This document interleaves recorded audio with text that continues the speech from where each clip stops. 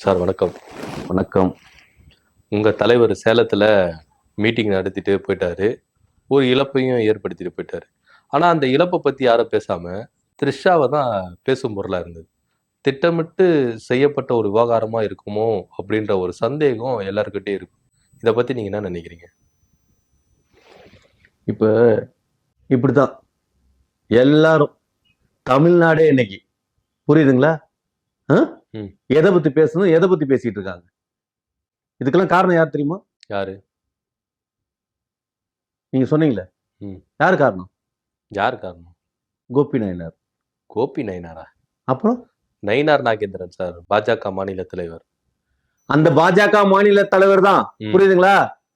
நம்ம தமிழ்நாட்டுக்கு அவர் தானே தலைவரு. அவர்தான். அவர் கோபி நாயனார். நயினார் நாகேந்திரன் சார். ஏங்க எல்லாம் விசாரிச்சது தெரிஞ்சது. அவர் 2 பேரும் வச்சிருக்காரு. இப்ப எனக்கு வந்து என்ன நந்தவனம் நந்தகுமார். ஓ சரி. புரியுதுங்களா? இதே சிலம்பஸ் சென்டர் போயிட்டு நந்தவனம் நந்தகுமார்னா யாருன்னு கேட்பான். ம். ஜிடி நந்து அங்க. ஓகே. புரியுதுங்களா? ஒரு ஆளு 2 பேர் இருக்குல்ல, அது மாதிரி ம். அவர் தான் இந்த விஷயத்தை ஏற்பாடு பண்ணது. இப்ப விஜய், ஜோசப் விஜய், விஜய் அப்படின்ற மாதிரி 2 பேர் ஒரே ஆள். முகமது ஜோசப் விஜய். 3வது ஆள். 3 பேர். 3 வடிவமா இருக்காரு அவரு. ஏங்க அப்புறம் முஸ்லீம், கிறிஸ்டின், இந்து 3 பேரா இருந்தா தானே எல்லா ரோட்டு நமக்கு வரும். ம், எதுக்கு தனியா பிரிக்கிறீங்க? முஸ்லீம் என்னைக்கு முஸ்லீம் நம்ம சகோதர மக்கள்.